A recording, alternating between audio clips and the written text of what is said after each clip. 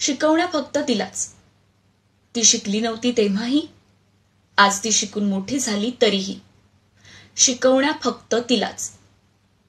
पदर पडू देऊ नकोस, मान वर करू नकोस, उंबरठ्याबाहेर जाऊ नकोस, चेहरा दाखवू नकोस, जास्त बोलू नकोस, मोठ्याने हसू नकोस, एकटी बाहेर जाऊ नकोस, जास्त वेळ बाहेर राहू नकोस, अंग प्रदर्शन करू नकोस, पुरुषांच्या भावना चाळवतील असे कपडे घालू नकोस.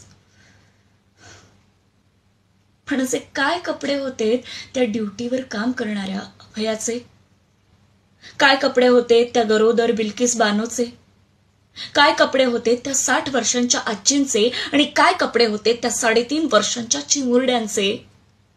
अजून किती वेळ तुम्ही फक्त तिलाच शिकवणार? तिच्यावर झालेल्या अत्याचारांसाठी तिलाच दोषी ठरवणार?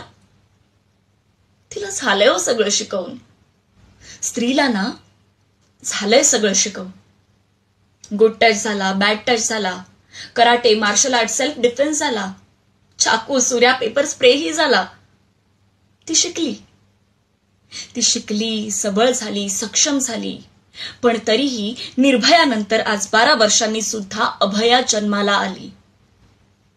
का माहितीये? कारण गरजच नव्हती कधी तिला शिकवण्याची. गरज आहे ती त्याला घडवण्याची, संस्कार करण्याची, नजर सुधारण्याची, दृष्टिकोन बदलण्याची, त्याही पेक्षा जास्त मानसिकता बदलण्याची. तेव्हा तिला शिकवण्या देण्यापेक्षा ना, शिकवा तुमच्या मुलाला, शिकवा तुमच्या भावाला, काका, मामा, भाच्याला, मित्र, नवरा, सासऱ्याला, शिकवा तुमच्या बापाला आणि आजाला सुद्धा. कारण नातं कोणतंही असो, ते विसरत नाहीत त्यांच्यातल्या पुरुषाला. घाणेरड्या नजरेने तर नेहमीच पाहिलं, संधी मिळेल तेव्हा ओरबाडूनही काढलं. एवढ्यावरही का मन नाही भरलं म्हणून चिमुरड्या देहातही बाईपण शोधलं. पण ठेचा आता अशा प्रवृत्तींना, वासनेच्या भुकेल्या नराधमांना, गाडा अशा विकृतींना आणि आठवा छत्रपती शिवरायांना. कारण बाईबद्दल जो वाकडा विचारही करतो, माझा राजा त्याचा चौरंगा करतो. पण चिमुरड्या देहाला जो भ्रष्ट करतो, आम्ही मात्र फक्त आंदोलन करतो. तो चॉकलेट गोळ्यांची आमिष दाखवतो, आमचा नेता फक्त आश्वासनं देतो.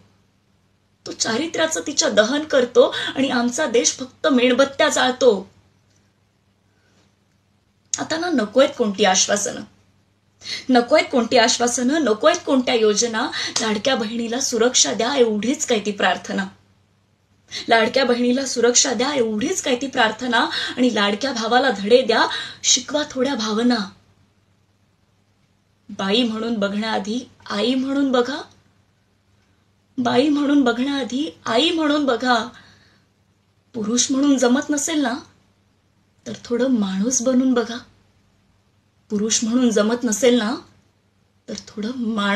बघा.